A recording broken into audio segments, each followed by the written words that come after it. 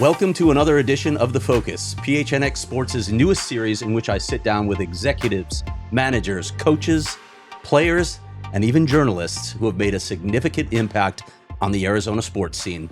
Joining me today is a guy who left an indelible mark on the Arizona sports media landscape. Former Arizona Republic beat writer and columnist, Kent Summers. Kent, it's great to see you. Thanks for joining the show. Yeah, thanks for remembering me and inviting me. It hasn't been that long. I should point this out, actually. We were just talking about this. Let me offer some congratulations. You were just named the National Sports Media Association's Arizona Sports Writer of the Year for 2023. That's a mouthful, by the way. I should probably just use acronyms for that. That is a very long acronym. It's your fifth such honor, so not a bad way to go. Athletes and coaches always talk about going out on top. I guess that would be the definition of it. It's like those Pro Bowl votes where the guy's at the end of his career and probably doesn't deserve it, but gets a sympathy vote. I think that's what this last one was, but I'm grateful. Yeah, I mean, it's telling for what you've done in this market for a very long time. Ken, I want to ask you about what you're doing now. Jake Plummer is growing mushrooms. Dave Tippett is practicing his golf swing on a simulator inside his Flagstaff mansion. What do sports writers do when they retire? What can I look forward to? What I'm doing is a lot of playing with grandkids. Okay. I've got 4 of them, twin girls who live here in the Valley, 2 that live in Savannah, Georgia. So just returned from a trip to Savannah. So it was nice in retirement not to consult a sports schedule to see if I was free, not to ask for paid time off to see if I could go. It was like, hey, let's go to Savannah for 2 weeks. Okay, lock the house up, go to Savannah, play with the kids. Nobody called you with breaking news in the middle of the visit either, No, right? nobody interrupted. I did. What was interesting, though, one day there, I'm still on the Pro Football Hall of Fame selection committee, and we had to meet by Zoom again. So I did spend a whole day with the selection committee that day. I mean, it's fun, but it's like, okay, that's a whole day, out of your vacation. Would you go back to a day with no cell phones where you couldn't be reached when you were on vacation? Ooh. Yeah, I think I would, just to, I wouldn't want to commit to it full time. I would just like, okay, go, let's try it for a week and see if, because my wife gets on me. She's like, you're retired. Put your phone away, and I have to make a conscious decision to be better at that. It's just a habit at this point. It's just a habit, and I'm on X or Twitter or whatever to see what's going on. I still get alerts, and part of it, I sit back and think, oh, that poor bastard's got a write tonight. It's 8 p.m. He was ready to, he or she were ready to, continue binge watching something. Thanks for thinking of us. I appreciate that. Always. Well, let's go back to your humble sports beginnings, your sports writer beginnings. Unlike athletes and coaches, there's not an extensive bio of you out on the web. So I'm going to ask a little bit about that. I know you started at the Republic in '85, covering an assortment of things. You got on the ASU beat. You moved to the Cardinals in '94 and eventually became a columnist. What went wrong in your childhood that you pursued this industry? Too much emphasis on sports. I think we were a very sports-oriented family. When I was really young, my dad taught high school and coached football. And so he later went on to other careers very soon after that. So we were always indoctrinated. There were 4 of us, and we were always playing sports. So I always had that kind of interest. And then I went to Utah State in college, and I show up there, orientation. I was a transfer, and the student newspaper had a table set up. And there were like a couple of really cute girls behind the table, but they were recruiting writers. So there were cute girls, and they were offering 3 credit hours. And I'm thinking, well, how hard, could this be? And then I just wrote the first story and just fell in love with it, and also ended up marrying one of those girls. So it was a real romantic comedy beginning. Yeah, I like that story actually. Yeah, that's how I I literally almost fell into it. Had you been a writer? Was this something that I was had a passion? dabbled in it, but Yeah. not really. I was thinking of being a business major or maybe getting into broadcast. I hadn't really settled Mm. on anything. So it was maybe there was a moment of panic too. You know, it's like I gotta find something to do, and this Yeah. this looked good. And the advisor was an ex-sports writer Oh, for okay. the Orange County Register, and kind of that was sort of his baby, and he was really hard on me, but also encouraging. Let's talk about the early days. I don't want to say the early days. I mean, it's been around obviously a lot longer than us, at least I think. But your early days in Arizona sports media. First of all, there were a ton of newspapers back then. I think every town had one. There was the Arizona Republic and the Phoenix Gazette. There was the Mesa Tribune. There was the Scottsdale Progress. There was the Tempe Daily News. There were papers all over. What was the landscape like? What did being a sports writer look like back then? It was so exciting because, as you mentioned, and all those newspapers were robust. I mean, the East Valley Tribune, the Mesa Tribune, the Gazette, the Arizona Republic especially, were all had beat writers for every team. They all traveled. It was very competitive, and it was pre-internet. So, the newspaper was the thing. When you woke up in the morning, you somehow tried to get what your competitor had done that morning, the hard copy, to see if you'd been beaten on a story, or if your scoop held up, or just to see what angle they took. And there was, I had an occasion, somebody asked me to look up something for them a few weeks ago, and I went back and looked at, a Republic from like the early 90s, and it was NCAA tournament time, and we had somebody on the road with U of A in the tournament. We had somebody covering the regional in Tucson. We had 2 or 3 other people across the country. I think somebody was at the NFL meetings, this, that. I mean, there were like 6 bylines from somewhere else, other than the Valley. And you didn't think anything about it. And that's what you aspire to as a writer. It's, I started off in the community sections covering high schools and anything, but you could see a path forward. You could see, okay, if that beat ever opens up, that's what I'd really like to do. I've got to show them I'm capable of doing that. Do you remember how maddening it was to be beaten on a story and have it just sit there all day? It was awful. All day. You had to wait at least a day where you could follow. It was awful. I was covering the Cardinals one year, and they had a player or 2 test positive for drugs, banned substances, and Lynn DeBruin of the East Valley Tribune beat me on the story. It was just awful all day in training camp. It was one of my worst days in the business, and she was very kind and gracious, but she was also like, gosh, which I would have done too, but it was just awful. Yeah.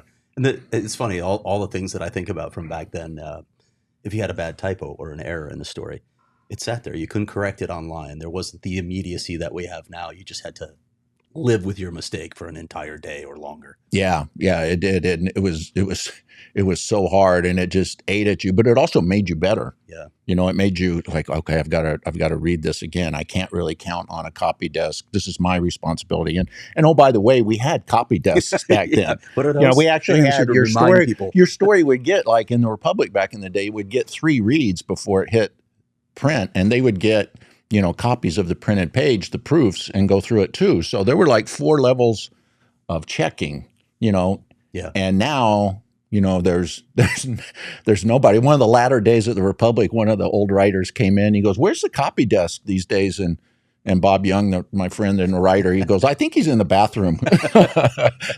It's just those so much fewer people in the newsroom, and mistakes get in. A lot more mistakes get in. Than, On the plus side, we can correct them online quickly. But yes.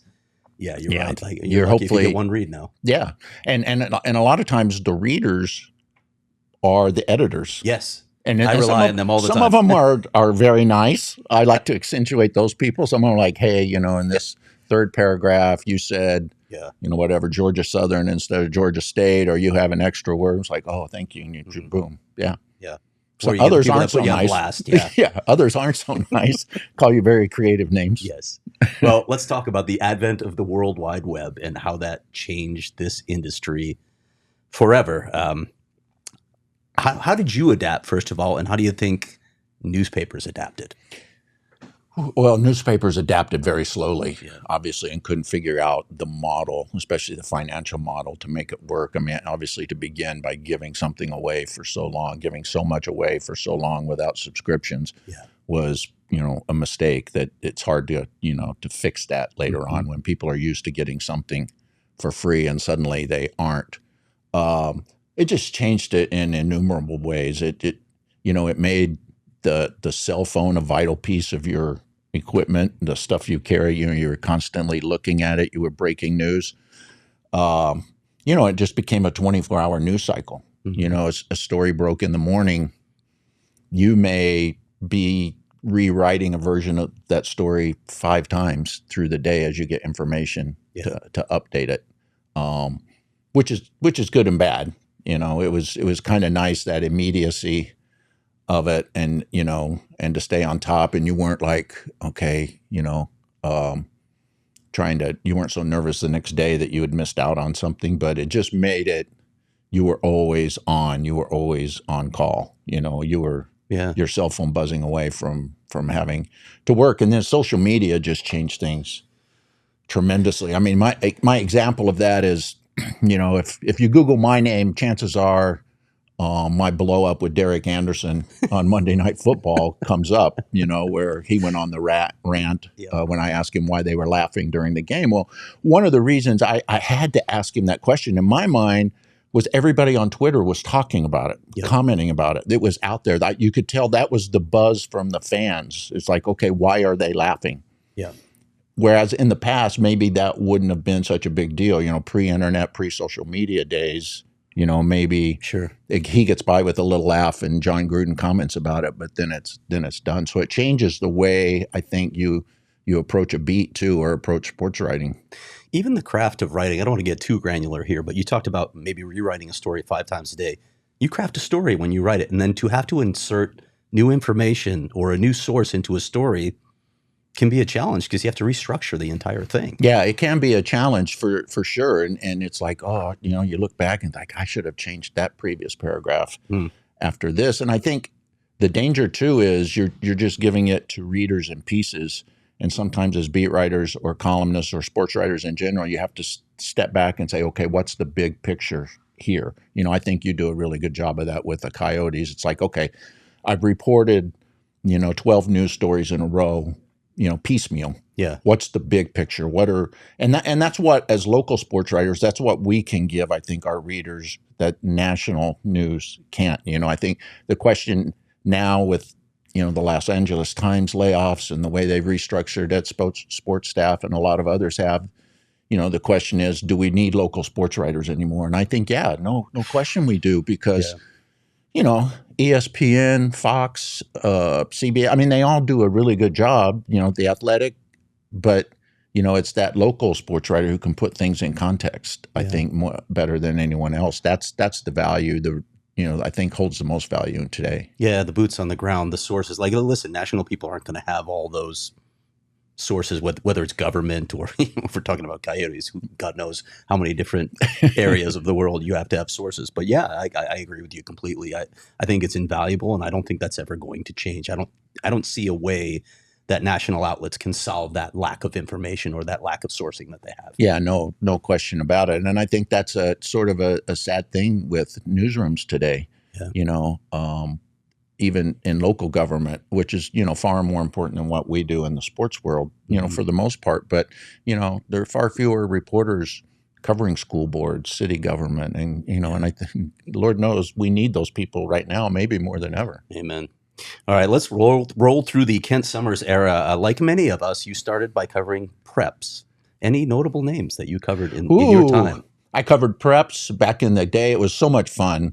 We had so many writers, and I covered the Northwest region, Glendale. So I covered, high school legends like Earl Putman at Moon Valley, Pat Farrell at St. Mary's, Doug Schaefer at Horizon. And I would actually go every week. They would have the coaches of this region would get together for pizza and beer, the head coaches, and awesome. Talk about their experiences or give a little previews of the week ahead. And they invited the writers to come cover this. And then, so I went from there I covered junior colleges. And I got a call one time from Joe Kirsting, the head coach at Glendale Community College. He goes, you got to come cover us. He goes, I got a kid who's going to play on Sundays. And I'm like, okay, right. You're a Glendale community. Yeah, and how I many did. times And you heard that, right? it was Felipe Sparks who Oh, went on to wow, play okay. on Sundays.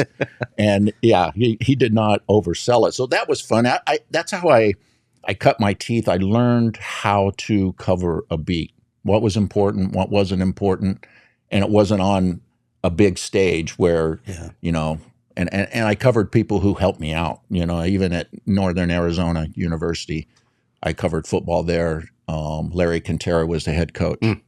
Brad Childress, who went on to cover the Vikings, was an assistant coach. Andy Reid, who's, you know, we know was an assistant coach. Bill Callahan, who coached in the NFL, was an assistant, you know, all these guys, and you get to know them, you know, coming up. So that was invaluable from my, you know, when I went from that beat to, you know, cover Arizona State football, which was the first big beat I had at the Republic. Yeah, you're right about learning in a less stressful. It's almost like being in the minor leagues or in a development system where you learn how to cover a beat and then you can move up. And that's what I think some young writers are missing today. Yes, That's amen. Some of them are, you know, they want to start by covering the Cardinals or the Coyotes or whatever, and it's like, you know, you really need to go cover something, you know, a little bit lower down the food chain, and then move up. All right, what do you remember about your ASU days? There are a few things I want to talk to you about, like working with the warm and cuddly Bruce Snyder that you came to know.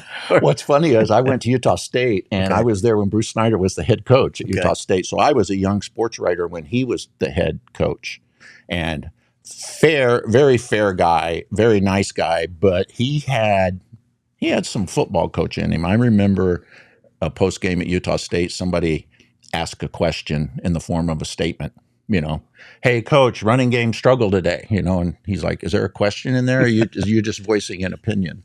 So the challenge dude's like, okay. Yeah. And then I covered him at Arizona State in his early years when they were struggling to build it. And they had a few players get in trouble for various things. And every time somebody got in trouble, we would write a story about the previous people who got in trouble. He was so mad at me. They came from Tonazona and had their final scrimmage at Sun Devil Stadium, and one of my stories came out, and he stopped me on the field and was just really upset. He goes, how come I get one kid who gets in trouble? You have to bring up every damn kid who's ever gotten in trouble in the history of Arizona State. And, you know, I could see his point. I didn't back down, but I was like, yeah, I get your point. I'd probably feel that way too if I were you, but you know.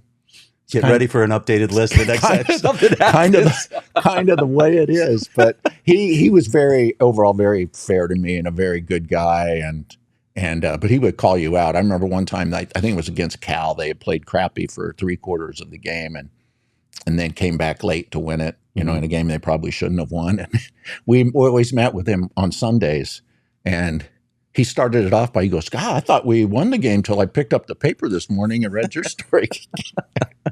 You know, so I'm like, you know, I'm 28 years old thinking, oh no, I've made him mad. But it was fun. And I covered Jake Plummer as a freshman. What do you remember? The first time he got in a game? This wide-eyed kid, he didn't play particularly well, but you could see something in him. And we asked him, you know, what's your impression from your first NFL or college game? And his eyes, he goes, these guys hit so hard. Like, it just a typical 18-year-old, you know, response. But you could see the guy had a little bit of juice to him. And I went from there to cover the Cardinals, so I didn't get to see or cover the fun part of that era, the Rose Bowl run. Did you have any hint that, you know, I had Jake on the show on the first edition of The Focus, actually, and he said that first season, he was like, I was thinking about quitting. It was like guys weren't working out until it was time, you know, they were seniors and they were maybe going to the NFL. I didn't feel people were committed enough here, and I thought about quitting. It's crazy to think what might have, you know. It is. Yeah. It is. And in today's climate, he probably would have and gone somewhere else, not quit, but gone, you know, somewhere else. But I remember a couple years after that, you know, I think Bob Eager took over as beat writer for me. And even though they weren't winning, he would tell us, he goes, they're building something. I can tell they've got, you know, I watched practices, and they've got some guys that just need to play, and they're going to be really, really good. And, you know, I was kind of like, they haven't been good in forever, but Bob was right. Sleeping giant, right?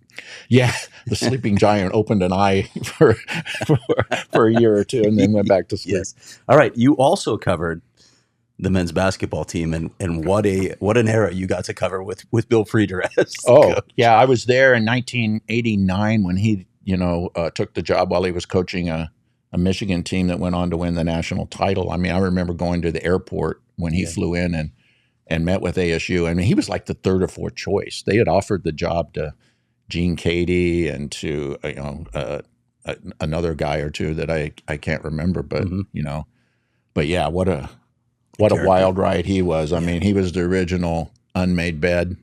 He played up that image that I don't have time for anything. He got a haircut in a press conference one time. And he's, but he immediately changed recruiting. They were better, and there was always something going on. It was fun to write. There were very few times you entered a week thinking, I got nothing to write about. You had a lot to write about with him. What was communication like with Frieder? Both at practice and then maybe late night. He never let us watch practice. Rarely, really, okay. Yeah, rarely let us watch practice. The only time I remember him letting us watch practice is the year he had to suspend some guys for using a stolen phone credit card. Back then you had to have a number. Yeah. And they found out, and I think like an assistant coach's number, and used that to make a bunch of calls. So they got suspended, including their 2 or 3 leading scorers. Oof. So, and they're playing in the Maui Classic. So I get to the Maui Classic. Dale Hayajak's working for the Phoenix Gazette, and sports information director said, Bill wants you guys at practice today. Like, okay. So we carpool up to practice, and we're watching practice, and Frieder comes over, and he said, I bet you're wondering why I'm letting you guys watch practice. And he'd be like, yeah, it crossed our mind. He goes, because I want you to see how effing hard it's going to be for us to score tomorrow. And then I left the beat for a couple of years, and then the year of the point shaving scandal, before that, they made a change in beat writers, and I covered them for 2 or 3 months, just kind of a fill-in. So I was covering them during the point shaving scandal with Headache Smith, and walk our viewers through covering a scandal like that, all the pieces of that. Yeah, you talk about a story that would be much different today with the internet and everything, and the daily updates. It was so hard to get information. I had, as I remember looking back, some weeks before that, I had gotten a call from people saying, hey, you need to look into Headache Smith. He's driving a really nice car. He seems to have some money. There are rumors like he's fixing some games.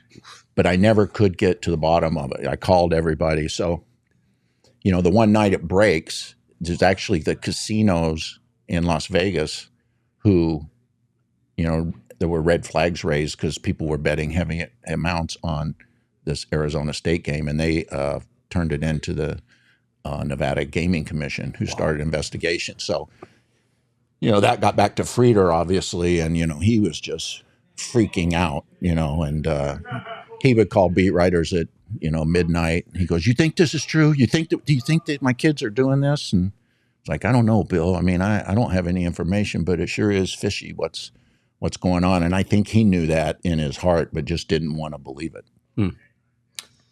Yeah, you're right. It'd be an entirely different story today. Oh, it'd be up.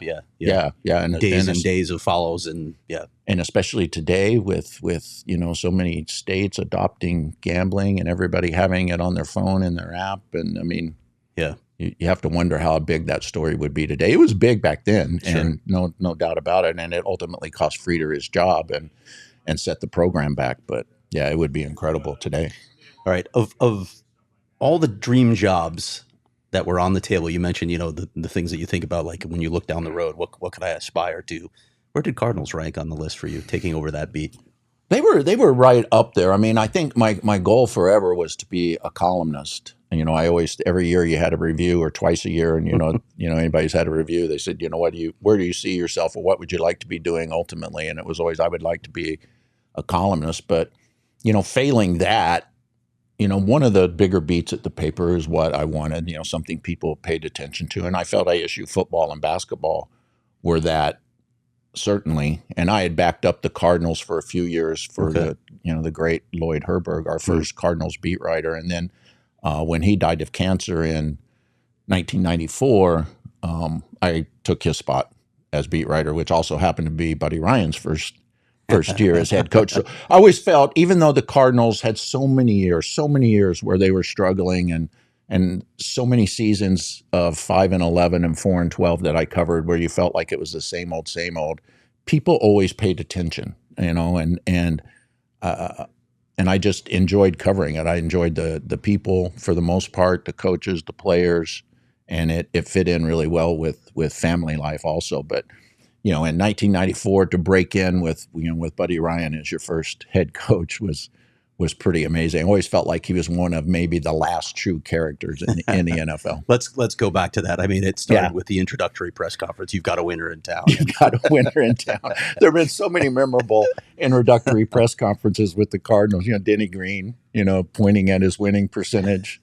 Scott Bordeaux, the great writer for the Tribune and later the Republic, he covered the Cardinals forever. He and I used to talk before every new coach's first press conference, like, okay, are you going to ask a question? Or am I going to? You did it last time. So we would debate about who got to ask, what makes you think you can win here? Because that was what it always come to happen when so many other people have it. Right. What makes you different? But Buddy was so much fun, and it was like Frieder on a wider scale, or a on steroids, in the fact that you never had to worry about what you were going to write. He would give you something, or he would create controversy, turmoil. You had to cover he had a radio show, he had a TV show. You had to tune in to those because he was going to say something outrageous. No doubt about it. He would get mad at callers and go back and forth with them. He told one of them one year, he's like, if you're so damn smart, when you get an NFL job, there's a lot of them out there,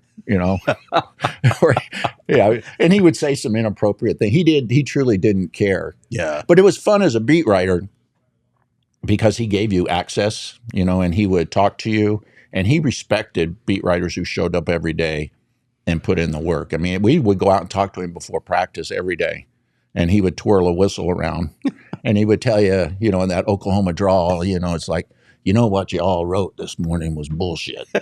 I'm like, okay. And then he would proceed to tell us why he thought that, but never held it against you. It was never, it was, just life went on. There was, never held a grudge. Do you think the job ever humbled Buddy Ryan? No. No. The only thing that humbled Buddy Ryan, I did a big story on him when he first became coach, went to Kentucky and covered, kind of Buddy behind the scenes. He owned a big horse ranch there, and how he got into, raising thoroughbreds. The only person who could humble him was his wife, Joni. Completely different guy around her. Kind of just quiet, sat there while she would. I can't even imagine. And she would talk, and he was just, you could just say, this guy is really in love with her because he is not Buddy Ryan right now. But then he would start the season and have a press conference where he'd call the starting quarterback cancer in the organization, and I'm the damn doctor, and I'm going to cut the cancer out. He, would cut players on a whim. It was. Have them push, got mad one year at training camp when a bunch of guys were injured and not practicing, made them push wheelbarrows full of sand on the sideline, ordered his strength coach to come up with stuff like that. But like the next day, there were like two-thirds fewer guys pushing sand on the sideline. There were more guys practicing. So it's like, but there was, like I said, there was always something. Yeah. I don't want to ask you about every coach that you covered, but I do want to ask about Denny Green as long as you brought him up. And of course, you want to talk about famous sound bites, where I guess it's on YouTube. You can find it anywhere at this point. The Monday Night Meltdown. We'll talk about that and talk about covering Denny Green, another guy who thought he could turn things around when he came here. Yeah, no question. And he had a 610 winning percentage, when he was with the Vikings. That's the number he pointed to. Yeah. When we asked him, what makes you think you can win here? And I was constantly surprised the more I covered him. It's like, I'm thinking, how did he win so much in Minnesota? And I think a lot of it was he was good at player evaluation. Okay. And he was good at coaching evaluation. And when he came here, the NFL had changed its rules and made it harder for him to hire coaches who were under contract elsewhere. Mm-hmm. So he couldn't totally get the guys he wanted on staff. And the ones he did hire, he showed absolutely zero patience with. He fired coaches He fired an offensive line coach the Friday before a game as they're ready to get on a bus to go to a road game. So and just there was no personal relationship with him. It was all business with the media, and and that's fine. But he was never going to help you out or help you do your job. Let's relive the Monday Night Meltdown. What sticks in your memory from that night? That I missed it. I missed it. Else? I was on deadline. I was at the game. I was at the game, and I'm on deadline. And as that game, they led the Bears the whole way until they gave the game away gradually in the second half. And I thought I'm on deadline. I don't really have time to go. You had to take a staircase down, wait for the coach's press conference, go back up, and then it's like I've got like 15 minutes to file this story. And so they piped the sound in the press box, and Paula Bovin, our columnist, went down, and she came back up, and I'm typing away. I go, "What did Denny have to say?" He said, "Well, he kind of lost it." Then I saw the replay. I saw the replay, and like, kind of.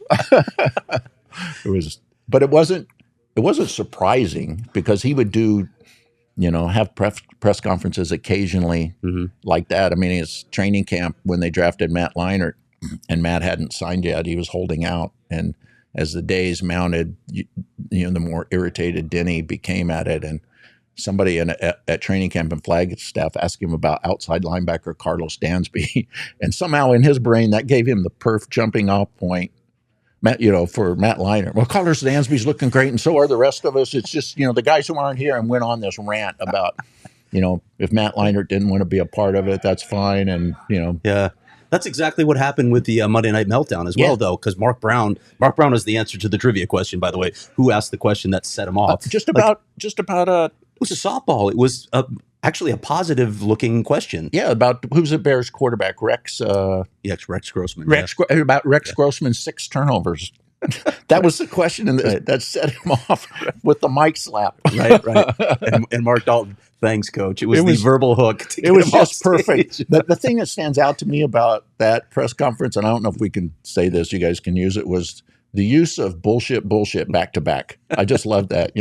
Who thought the third game in preseason was bullshit? Bullshit.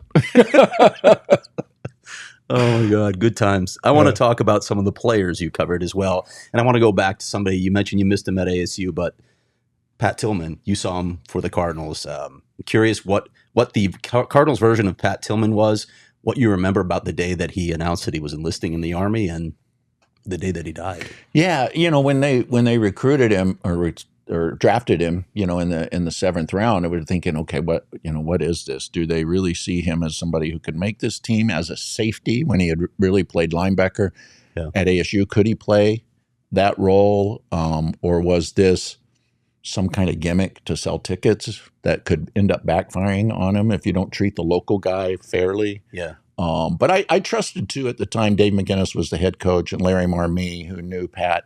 Both of them knew Pat, so I kind of knew it's like, okay, I think they see him as a legitimate player. And quickly, he came in, and like at the very least, he's going to be a demon on special teams until they find a spot for him. And he became that, and became a solid, starting safety. I think there's been some revisionist history with stories that have called him a star safety and this and that. I mean, he was not that. He was about to be replaced by Adrian Wilson, who was bigger, more athletic, et cetera. But there was still a spot for Pat. But that year he joined the Army, we got a call. The 3 main beat writers, myself, Darren Urban of the East Valley Tribune, and Mike Jarecki, a radio host who was around the Cardinals all the time, got a call from Paul Jensen, the Cardinals media relations manager, and said, "Hey, Coach Mack, Dave McGinnis,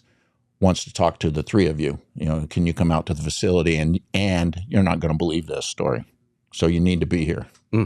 So we go to this little room at the Cardinals facility off the press room, and McGinnis looks at it.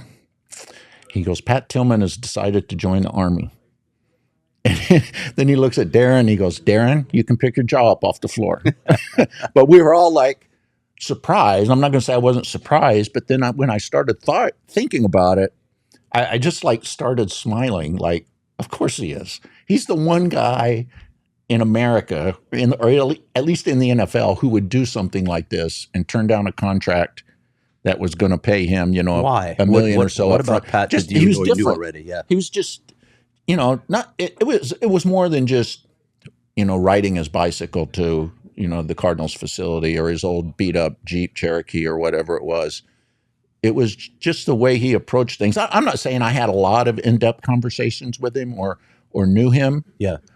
But he was a guy you could go up to in the locker room. I remember one year we had a talk about he had just toured Europe in the summer and he was training for a marathon triathlon and he was talking about, running in Ireland and how beautiful that was. I mean, he was, and he lost all this weight doing it and was like, is that really a smart thing for you? I mean, you're not the biggest guy. Yeah. Anyway, or you could talk to him about books or philosophy. We didn't have all that many conversations about that, but you always knew, he was just wired differently than almost anybody I've ever met. So when I saw that and knew the things he had said the previous fall with 9/11, like I haven't done a damn thing. I had relatives, who served, who were in Hawaii, who were at Pearl Harbor. And I'm sitting here and haven't done a damn thing. I've got all this, and haven't sacrificed for it. Like, somebody else has paid that price for me to be here. You start putting all those pieces together. Maybe it shouldn't have been such a surprise. What I admired about him, a lot of things, but he always was, I'm not talking about this. It's not a publicity stunt. I'm not doing this to sell a book or a future movie. He came back to the Cardinals, one time before he left, that spring or summer, to say goodbye, and he went through the press room, and we shook hands and I just said goodbye, and I go, well, if you ever decide to talk, remember your friendly local beat writer. And he goes, Kent, I appreciate that, but it ain't happening. and he left. What do you remember about the day he passed? Yeah, it was so devastating. I hurt for other people who were closer to him than I was. His, obviously his family, and then the Cardinals people, Dave McGinnis. He was very close with Larry Marmee, close with a lot of players. But I got a tip that somebody had posted on a message board, back in the day when message boards were a thing, that Pat Tillman had been killed. Message boards, in Afghanistan. Wow. I'm like, oh. So I called sources, and I couldn't ask them, have you heard that Pat's been killed? I kind of was like, hey, have you heard that Pat was injured in Afghanistan or whatever? And nobody had heard anything. So and then I thought later, I don't really care if I break this story. Let's somebody make it official. And you just prayed that it wasn't the case, but it was just a gut punch. It was the day of the draft. That year, Denny Green's first year as head coach, and this news comes to the Cardinals, and just the whole air is sucked out of the organization. And Denny, I felt bad for Dennis Green because, he's thrust into a horrible situation and he didn't know Pat. Yeah. So it was just kind of hard for everybody to kind of deal with. I mean, it was a devastation. And then, they had the huge impromptu memorial out in front of the Cardinals facility in Tempe, and just awful. And then the statue at ASU at Sun Devil Stadium. What's amazing, and I talked to friends of mine about this though. It's like here we are. I mean, what is it? 20 years later, 21, and look at the impact that guy still has. Yeah, he's done something, and not just statues. Yeah, I mean, I love Pat's run because. You get up. I mean, who is happy to get up at 6:30 in the morning and go run? I mean, crazy people. That's who get. I mean, you're avid runners, yeah. But you go to that run in Tempe, and there's 35,000 people who are happy, and it just seems like it makes a very big metropolitan place seem like a small town for a few hours. That's well said. Hard to move on from Pat Tillman, but I want to ask you about a couple other things, and I don't want to guide you too much on this one. But the Super Bowl season, Larry Fitzgerald, Kurt Warner, Ken Wisenhunt. Any inkling that was even possible at the start of the year? No. Early in the year, they stayed over. The Cardinals stayed east because they were playing Washington and the Jets back to back. So they stayed over in Virginia. Yeah. And they had been beaten by Washington. And on the Monday press conference day after, we went to the hotel in West Virginia, and there's a semicircle of reporters around. Ken Wisenhunt, the head coach, and he goes, "This is going to be great for us staying back here away from home for a week." He goes, "It's great preparation for the Super Bowl." And I had to like bite my lip to keep from laughing, and he could see my eyes rolling. And like, okay, right, you're going to the Super Bowl. And, even late in the year, that team was getting blown out. Yep. It was a somewhat immature team with a lot of young players who really didn't know yet the time it took to prepare to be good in that league and do what they should do. And, it kind of wore Kurt Warner out a little bit because he knew what had to be done and they weren't doing it. And he was constantly, kind of preach. Yeah. But it's a team that got really hot. It's a team that was capable of playing great offense, obviously, and had some playmakers on defense. A Darnell Dockett, Carlos Dansby, Adrian Wilson, Calais Campbell was a rookie. Yeah. So they had some talent, and then they just get hot in the playoffs. And, then they were able to play at home, beat the Falcons at home. They go to Carolina. This is when I knew they were going to the Super Bowl. They go to Carolina in the second round. And I thought they can beat the Panthers. They had lost to the Panthers earlier that year, but you knew the Panthers really weren't a better team. And then the Giants upset, the Eagles upset the Giants in New York.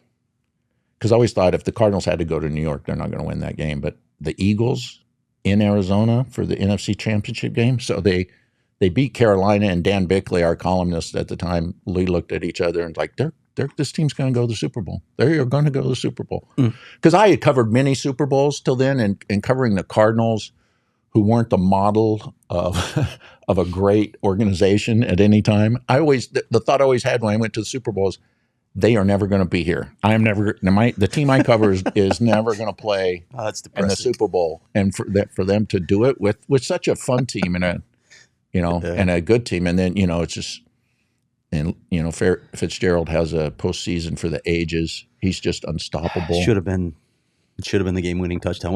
What a capping moment to the. Yeah. So inbounds or out of bounds? Speak directly to Doug Tamaro right now. I've never bought that he wasn't in bounds. Yeah. I think you can look at certain photos and say he wasn't in bounds. But they had multiple chances. I mean, they sacked Roethlisberger twice, I think, in that series, and they gave up a couple big pass plays. And if they hadn't had the interception for a touchdown right before halftime, that's what I go back to. Yeah. And not only the interception. If Fitzgerald trying to track James Harrison down doesn't run into Antrell Roll, who's on the field where he shouldn't be, he makes the tackle at the 2 or 3, and they go into half, and everybody's fine, thinking, "Whew, we got we slipped that one away."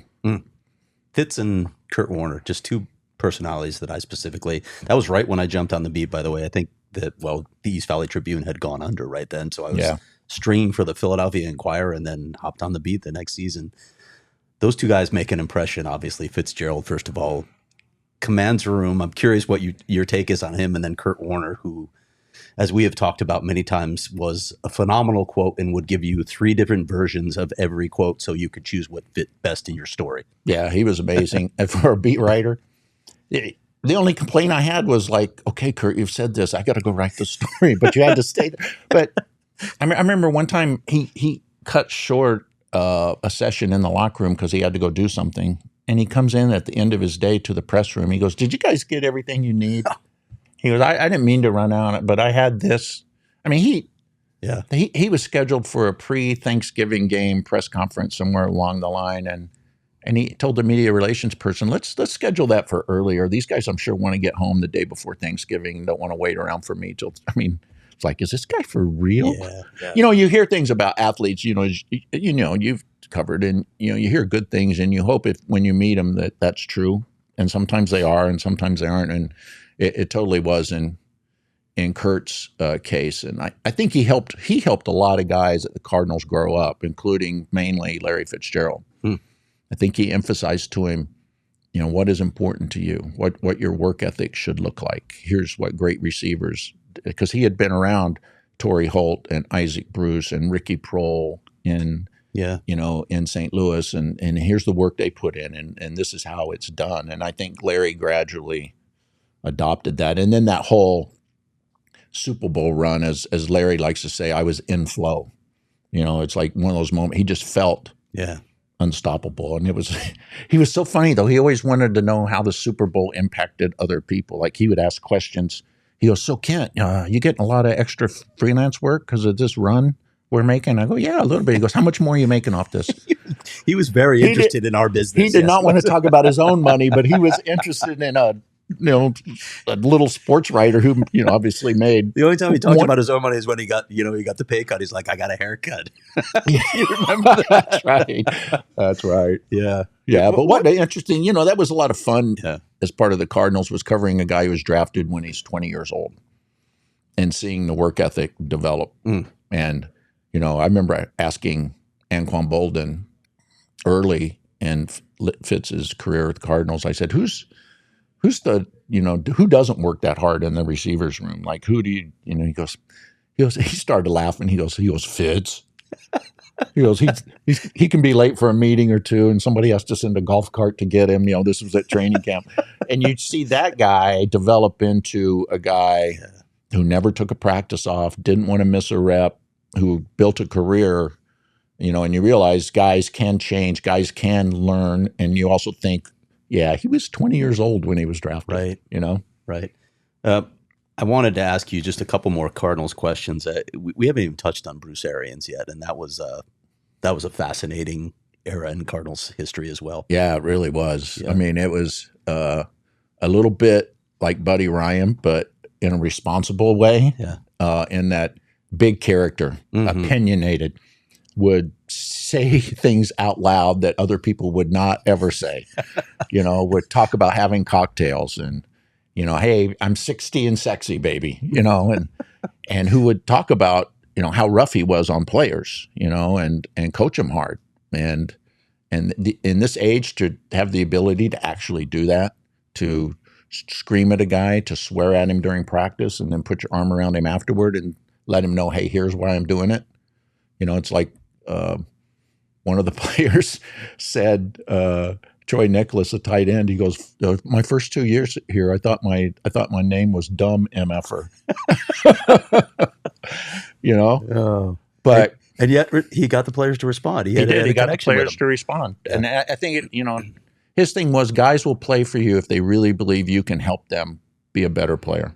And he was really able to do that, and his staff was too. So totally changed the organization, gave him a swagger, taught him a way to do things. He had come from somewhere else, sort of, helped Steve Keim a little bit as a general manager. He was willing to play young players right away. He wasn't scared to do that. So he did so much good for that organization. And it was a lot of fun to cover. Just a good guy who also liked beat writers. He felt like you were one of the, not a member of the NFL, but if you worked hard at your job, he respected that. And, and would, and he respected the job you did. And he was not one of these coaches who is just like us to micromanage everything.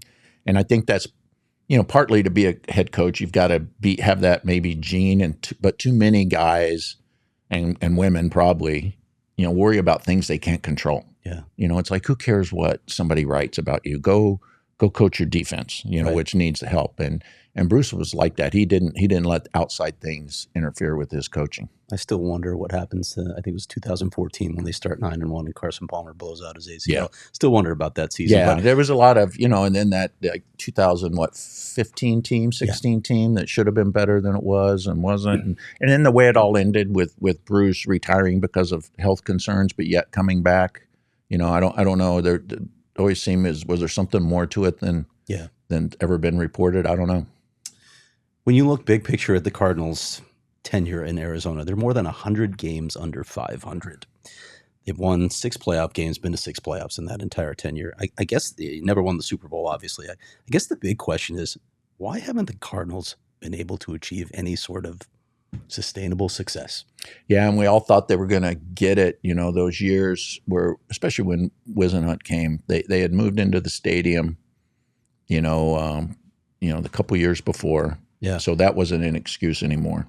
I think when Bill Bedwell was the owner, when they first moved here, it was Sun Devil Stadium. Oh, there are not enough revenue streams, right, et cetera.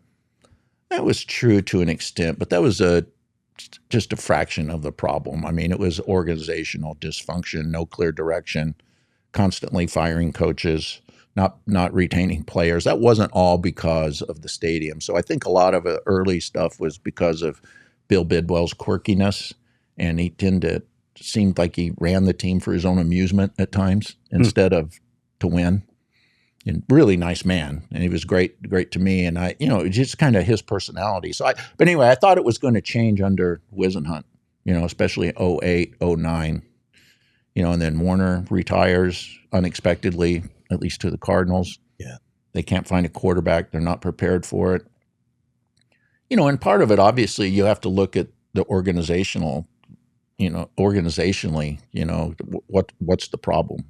Is there a lack of leadership, a lack of a sturdy enough structure in place that we can withstand a down year or two and bounce back? I think a lot of times over the years, there's been a lack of outside ideas. I think they've kept people on for too long. Steve Keim, for instance, I thought he did a really good job for a long time. But after, a decade or 12 years where you're not bringing very many outside voices in to get a different perspective on how things are done, I think that sets you back.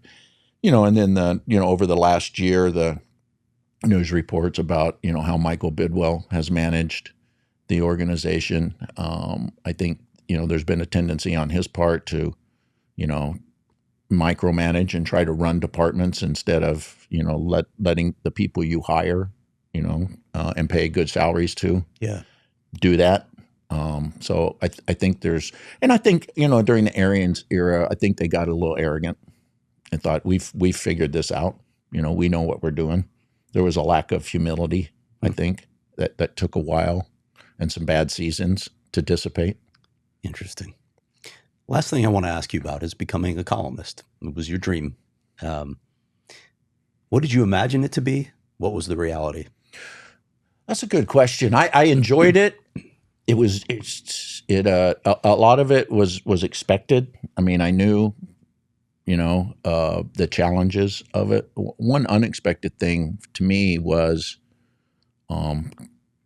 generating ideas that weren't associated, weren't event associated, like I wasn't covering a game, or I knew how to do that. I knew how to cover a Suns game and write a column about the most important thing that happened in the game or a different perspective. It was coming up with other ideas. What am I going to write that's maybe a little different than what everybody else is writing? And also when something would happen, controversial subject, just sitting back and thinking, okay, what do I think about that? Do I have an opinion about this? Because I've always been more, I think, my wife might argue with this, but I've always been more of I could kind of see both sides of that. And that doesn't always play when you're a columnist, a talk show host, whatever. It's like nobody wants to tune in to hear nuance. It could go either way. Do the Larry David thing. I don't know. Or I had a college professor said the funniest column he ever read was some guy made this whole point through the whole column, kind of a rant, and then his last words were, or vice versa, So that was a little bit of a challenge, kind of sitting back. It's like, okay, what do I really think about this? A lot of opinion has seeped into beat writers' coverage these days. Is there still a place for a columnist in today's sports media? Yeah, I think so. I think actually maybe more than ever, as you look to. We all looked almost in every sport now, the national sites are going to break stories first, at least in the NFL, Major League Baseball, and the NBA. Yeah. Because the agents are going to feed, the agents and NBA agents are going to feed Woj or Shams. The NFL is going to feed Rappaport or Schefter. Yep. and the agents are going to make one call to those guys rather than call 4 beat writers. And the same thing with teams. Yeah. So it's harder and harder for a beat writer to break news. What those sites can't give you, or don't have the time or the people to give you, is the bigger perspective to put things in context. Where is this headed? Okay, the Cardinals re-signed Kyler Murray. Controversial decision. What does that mean going forward? Is it going to limit what they can do here? I don't think you're going to get that nationally. I don't think you aren't going to get columns on the Suns, opinions on the Suns. What kind of owner is Matt Ishbia? Should he hire? I remember that year, my last year as a columnist, he had become owner, and Isaiah Thomas was hanging around a lot, and there was a lot of speculation. Is he going to join the organization? And is that going to be covered by ESPN? But a local columnist can hit that subject, and I tried to rely on the Republic's beat writers, to help me out. I felt like when I was a beat writer, there were stories I could not get to that deserved to have an opinion, one way or the other. Yeah. So I would try to, help a columnist out, or, tell Dan Bickley or ask, hey, you might, if you're looking for something, this might be a way to go, or this might be a way to go, or look at that, and sometimes they would take that advice and sometimes they wouldn't, which was cool. But I felt as a columnist, like my lifeblood was a beat writer who could give me ideas, who would say, yes, hey, this is going on. I go back to some of the controversy at Arizona State with the football program and the NCAA investigation. Well, who's going to write columns about that? Yeah. They're not a big enough team nationally. It's not Texas or Alabama or Georgia. It's lower on the food chain. So the local writers are going to cover that. And I think the same thing with the basketball program and the controversy over Ray Anderson and how he handled, harassment issues with Bobby Hurley and his staff, et cetera, and the resulting lawsuits. Well, who's going to cover that? That's a big story here in Arizona, not necessarily even outside Maricopa County.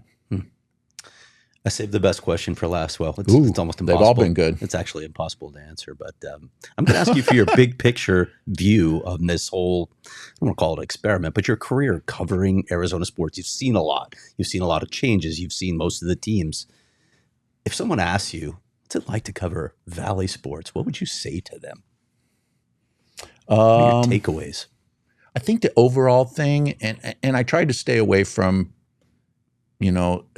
saying that Valley sports fans are front runners, because that's part of being a fan, for a lot of people. But I think it's such a different makeup here, where people are from somewhere else. We all, if you move here from somewhere else, you might have your favorite local team. You might follow the Cardinals, but man, the Bears are really my passion. When the Bears come to town, I root for them.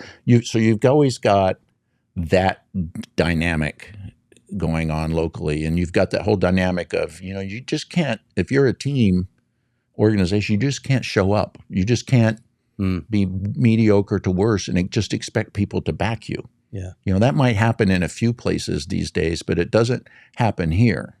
The flip side of that, I think, is what makes this market so exciting. And it's true elsewhere, but it's especially true here. If a team gets good, if a team makes a run, this place blows up. Yeah. You've seen it from, the Barkley era Suns when they went nuts. You saw it last summer with the Diamondbacks, where people just aren't going to games, and then they get hot. You saw it with the 2008 Cardinals. We haven't really seen it with the Coyotes. Thanks for bringing that up. We've seen it at times with Arizona State and the occasional Rose Bowl, or basketball's been kind of a disappointment. But when things start going, you see a big city kind of, people start putting signs up, and tickets are hard to get, and it's what made the Suns run to the finals a couple of years ago. So much fun. And then I realized too, it hit home, is like how the Suns are really still have the heart of this they place. Really do. Yeah. More than anybody, more than any other team. And I think part of it is they were an expansion team and they were the first pro team here. But I think part of it is they were able to sustain success all those years. At least there was an intent there to win. That was important to them. And you could see Colangelo making a move. Colangelo up till the Sarver years, that was true. So I think people respected that and was like, okay, I'll spend my money on that. I'll give you my loyalty because I can see what you're trying to do. Yeah. Maybe we've got that with Matt Ishbia again. We'll see. Maybe. Maybe. Yeah. I mean, I like the smart ownership and some of the things he's, been able to do for sure. I like some of the moves he's made, with the Mercury and investing in them too. I think that's the next horizon or whatever is the growth in women's sports. We've seen it around the country too, especially with college basketball, college softball, volleyball. Yeah. That may be the next big, it's already occurring, but that may be the next leap in our sports landscape.